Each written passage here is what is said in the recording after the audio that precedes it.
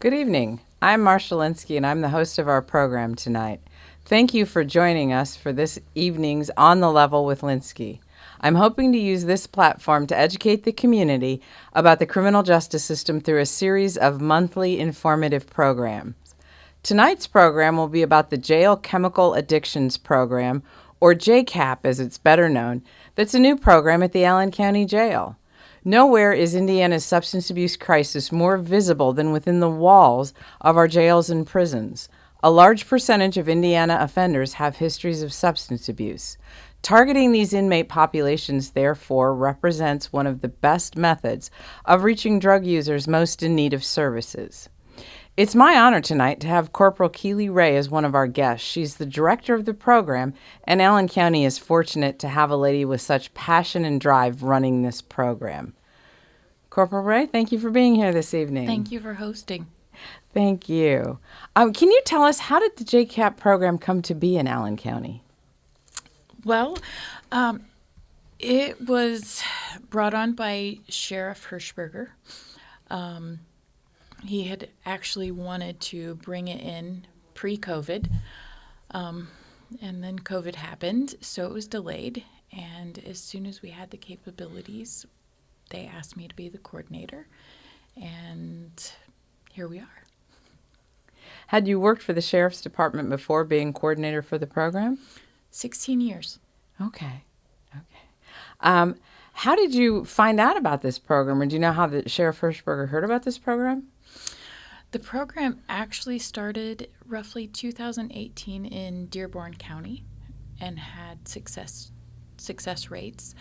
The Indiana Sheriff's Association put up a grant for other facilities that would like to implement the program that would cover some of the funding as far as for therapists and your expenses. So I think Allen County is jail number 10 in the state to implement a JCAP program, and I hope it spreads everywhere. So how is the program actually staffed? So we have a main therapist who provides all of the therapy. So it's 50% recovery and 50% life skills.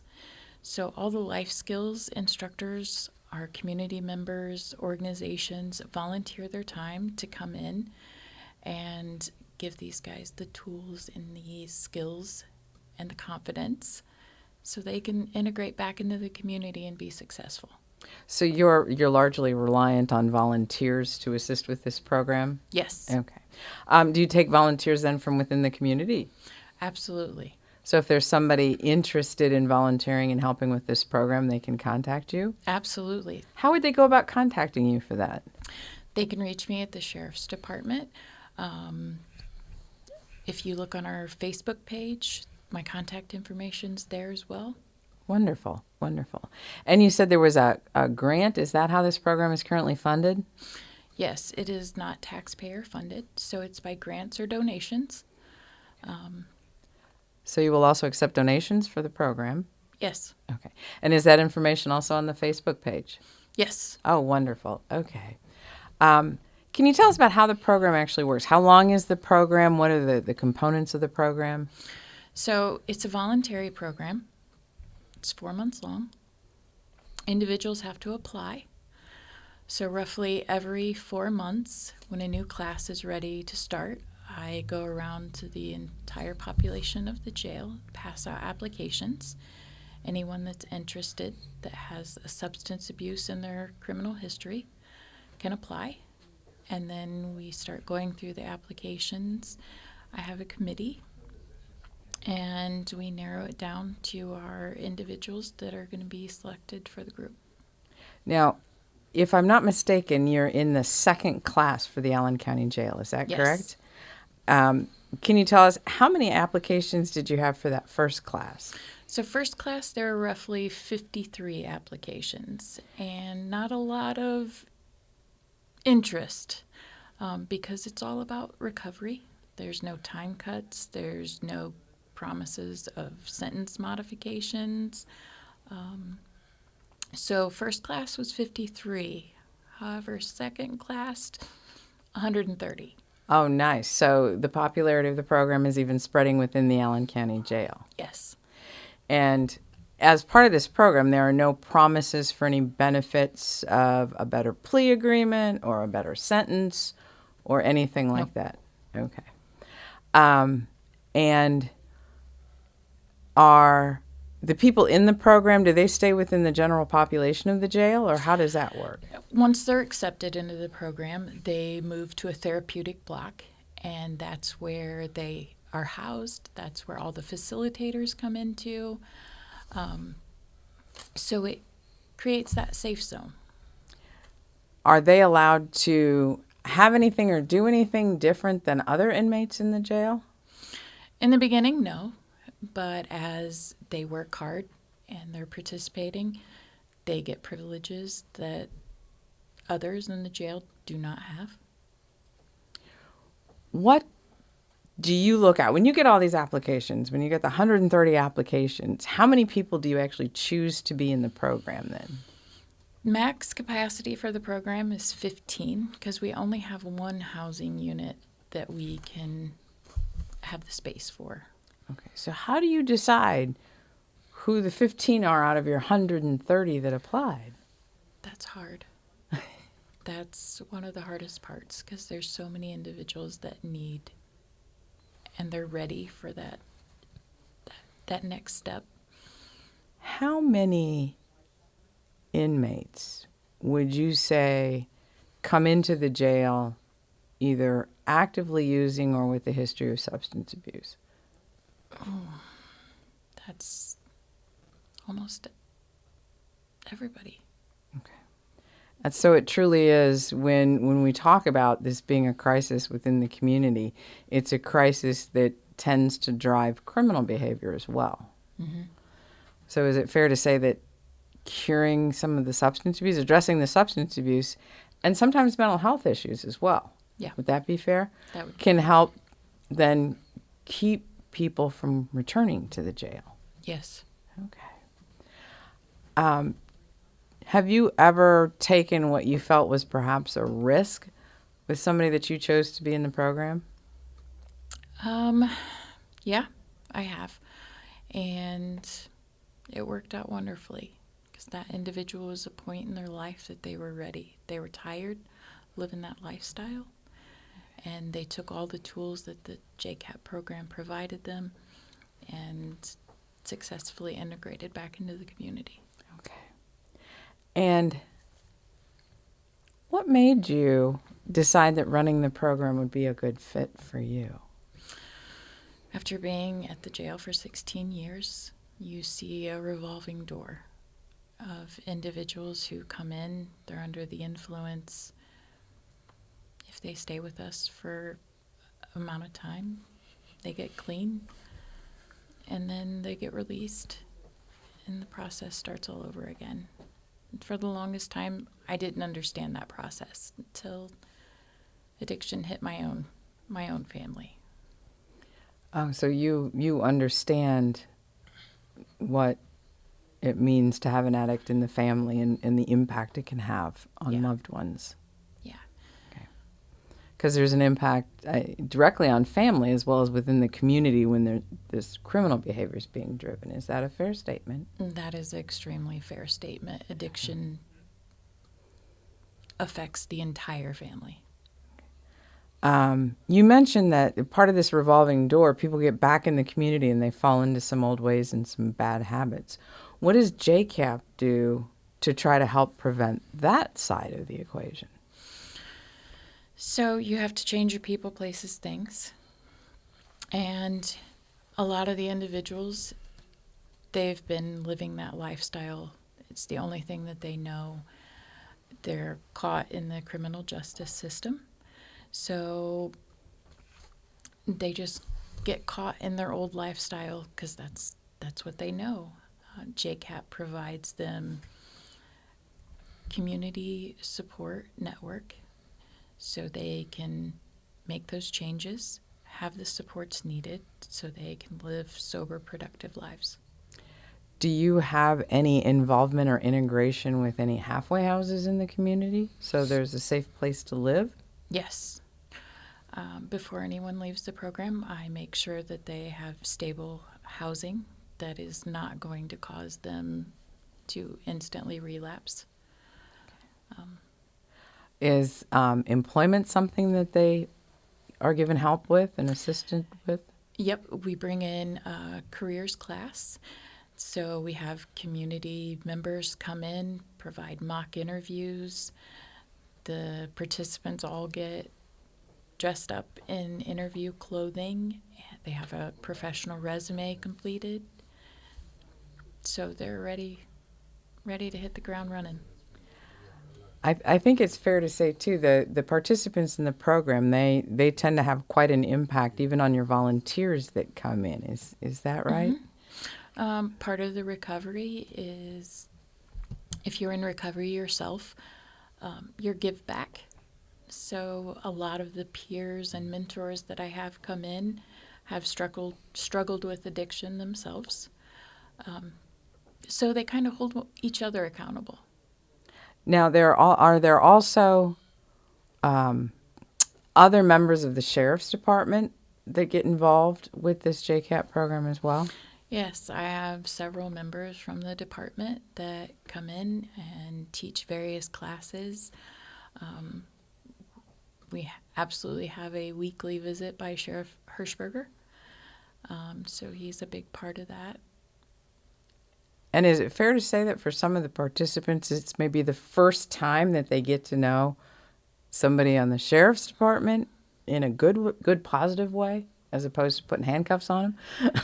Yes, it definitely changes points of view, and they realize that anyone is just one bad decision away from jail. Now, we also have as guests today Wesley and Roderick, the recent graduates of the first class. Is that correct? Yes. That is. Thank you for joining us tonight. Thank you. No problem. And Roderick? Yes, ma'am. How are you? I'm fine. What made you decide to participate in the JCAP program? Well, I'm 60 years old. I've been in my addiction probably the last 30 years, and I think it's time for a change. I don't have that much longer, I don't think. Only God can grant that. But I just think I was just tired doing the things I was doing. My family, then my family turned it back on. Well, I turned my back on my family. And then, I was just burning too many bridges, so it was just time to make a change. Okay. Wesley, I'm going to ask you the same question. What made you decide to participate in the program? I know I make bad decisions. I just needed some guidance on, making better choices, better decisions. And of course, I was tired of living the same life that I've been living. So, it's time for a change. I got 2 daughters, I got people that count on me, and me keep getting arrested. It's just not going to cut it, anymore. You were part of the first class. As you were filling out that application, you were amongst your peers at the jail. Yes, we were. What was their reaction to you filling out this application? You want that one? I'll go. Then you can go behind me. It was a lot of negativity at first, because it was like, man, I'm not signing that. I ain't getting no time cut. Man, you crazy to go up there. And I know when Miss Keely came in there, I specifically asked her. I remember what I put on my application. I just told her that I want to be a better person and a better man in society. And I told her, I say, I want to be in your class. And I don't know, about a month and a half later, they called my name and told me to pack up. And it just brought tears to my eyes.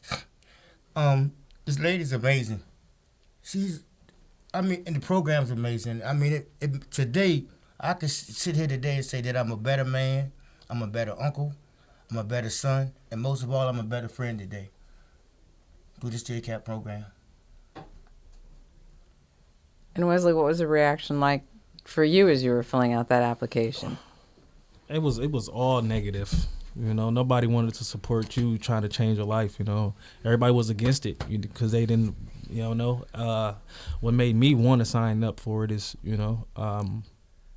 when this opportunity came, I'm like, why not give it a shot? You know, I've been doing the same thing for so long. Why not try something different? You know, I haven't really been in a lot of programs.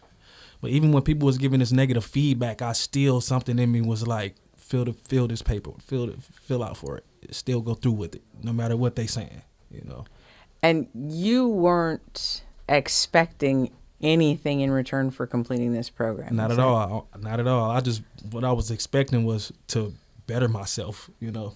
That's not looking for anything else but to try to better myself. So in the program, I gave it 110%. Do you think, would you say the fact that you weren't getting anything in return made you put more into this program because you were doing it for you? I was doing it for a bunch of reasons. I had 2 daughters, like I said before, and then I was just tired of the same old same, you know. So doing it was, even though I'm not expecting anything out of it but to better myself. That's really what I was expecting out of it, to make better decisions, to be better at choice making, you know, because I know I make crazy decisions and put me in crazy predicaments sometimes. Crazy decisions driven by substance abuse? Driven by alcohol, most definitely, drugs, all the above, you know. Just the wrong crowd also will lead you that way also. Even if you want to make a change, you go around the same people, you're going to get the same outcome. You know, you can think you can control it, you know. Oh, I got this. You know, I can do it this time. I know I can control my drinking this time around because I've been practicing, or however you want to, whatever you want to feed yourself to make you feel like, you know, that you could do it. But in reality, you can't. You're going to get the same outcome sooner or later. 1 drink going to come to 2 going to come to 3. Then you're just going to be back in that whole cycle again. And if I'm correct, you're both back out in the community now. Is that right? Yes, we is. I just came home on the 20th of this month. I stayed, I think about a month I stayed, but she didn't send me back to the block I was at, my original block. She kept me in the same block. So I was more of a mentor to the second group that came in. How did that feel? What did that mean to you?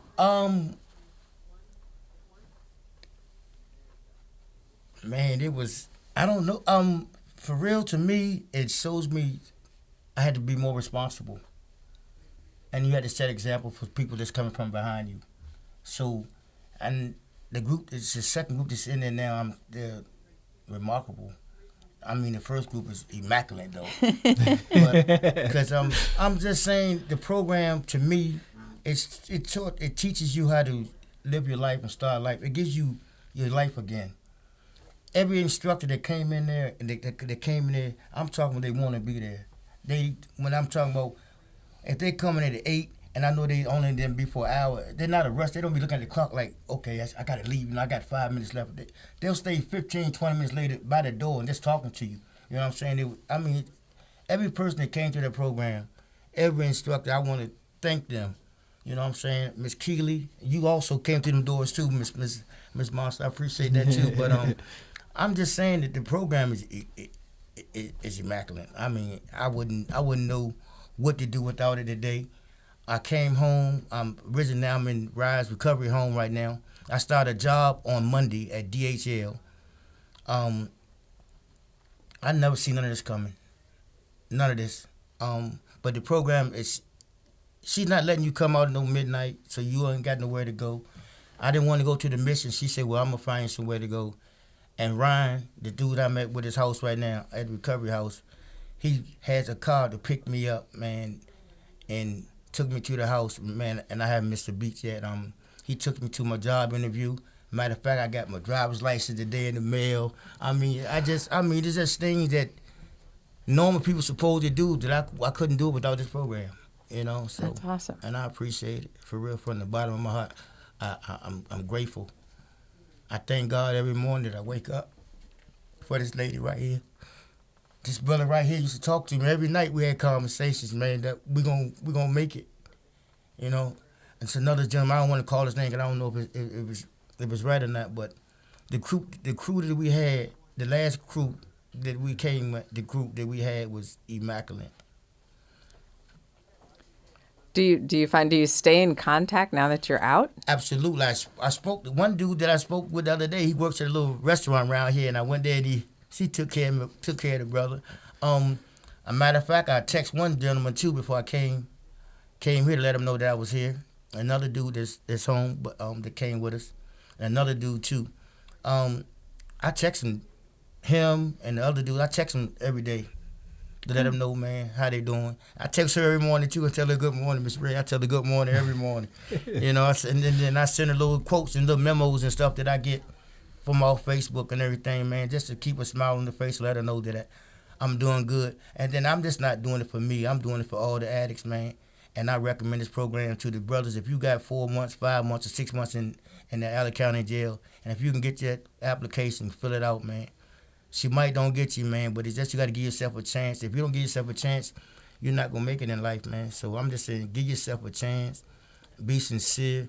And if you come and talk to this woman, it's nothing this woman said to me. She told us day one, if you come in here and give me all you got, I'm going to give you all you can get. And that's exactly what she did from day one. She hasn't missed a beat. I want to say Miss Erin either, man, that she's a tremendous, I want to tell her thank you, too. I want to tell everybody thank you, for real. So, Wesley, since you've been home, have you found that you've had a similar journey? Are you working? Yes, I am. A similar journey. You know, I keep a touch of, everyone. It's not an everyday thing, though, but, if I got a problem I'm going through, I know I can call Miss Keely, and I know she will give me the best advice, No ifs, ands, buts about it. If I'm having a rough day, I can call her. She's going to say something to me that's going to make me, feel better for that day. Because this woman is definitely amazing. Definitely. I'm definitely grateful for even being a part of the JCAP program.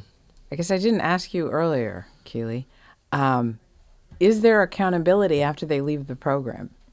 Do you know if they're back in trouble or had police contact? I absolutely do. So all of the first group of graduates, since their graduation day on November 14th, no one has had any law enforcement interactions, which I'm extremely proud of. But all of the first group, I don't go away. They can always reach me. I'm always available as a support person, a resource. And same thing for all the groups in the future. So, I guess kind of one last question. Being part of that first class and being back out in the community, do you feel a drive to give back? Do you feel that there are eyes upon you, somewhat of a role model, so that you can show and prove what this program has done? I feel like it's both. I feel like, there's expectations we are held to, Some people want to see us fail. Some people want to see us succeed, I think it's like a battle between the both right now. And then on top of yourself, you got to want to stay afloat also, It gets very frustrating, But like you said, like we've been saying, we have support system. As long as we realize that we still got that support system, we continue doing it. So when life gets frustrating, you pick up the phone and you reach out That's to somebody and do. Tell them I'm frustrated and how am I going to get through this? Most definitely, I do it.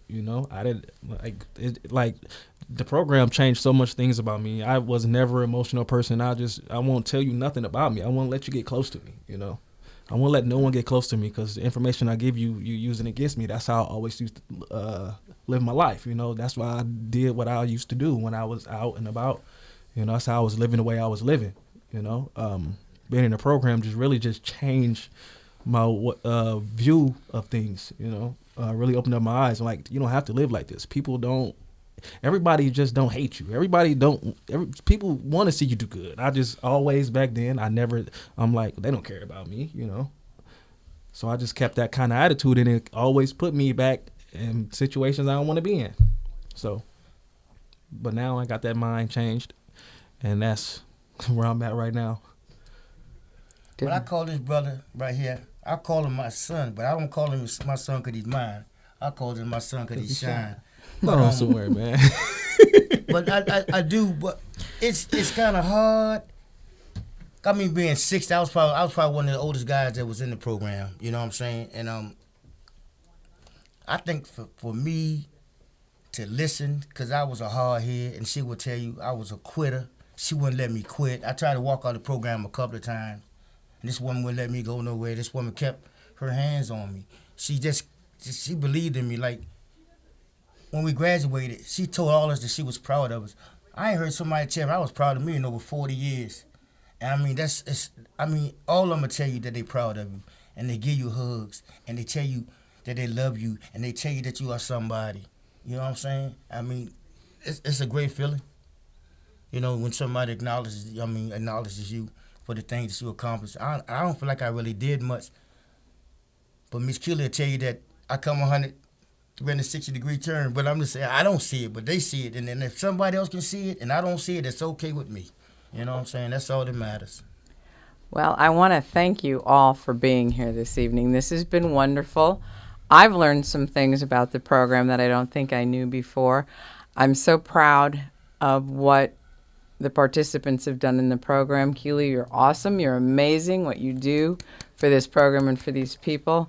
I hope the community has learned a little something about this wonderful program at the jail and the changes that it made. And I know you guys will be strong role models out in the community, and you're going to give back to the community. I know I've told you both that that's your mission now that you've gotten through the program. Yes, ma'am. Yes, you did. And I'm proud of you. I'm glad to see. I hope the community also, maybe somebody in the community will have seen this and walk up to you and congratulate you and show you that the community also cares now that you're making those positive changes. And I hope the community steps up and gives support to this program and that the program is able to continue for quite some time. Currently, as a criminal defense lawyer, I often tell my clients, I've enjoyed getting to know you. I've enjoyed your journey most often when I see positive changes, good things happening. But I don't mean this in a mean way. I don't want to see you come back. I just don't want to see you come back. Except maybe to get your criminal history expunged. Outside of that, stay away from me. That would be nice. So I encourage you guys to continue doing well. I know Keely's got eyes on you. I've already told Keely, I'm here to help too if things are needed. So just know you've got a lot of community backing. This is a great program. Again, I thank you all for being here this evening. And thank you all for joining me on the first On the Level with Linsky. Again, I'm Marsha Linsky, the host. Thank you all.